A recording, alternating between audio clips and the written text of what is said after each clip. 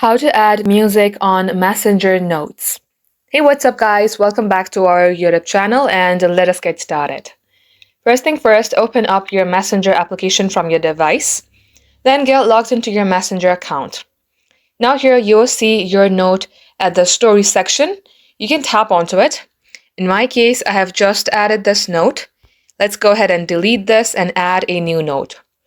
Here, tap onto your note.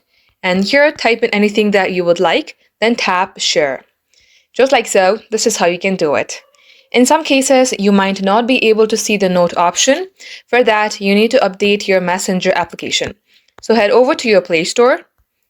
Then here, search for Messenger. Tap onto Messenger. If your Messenger shows update like this, tap on update and update your app.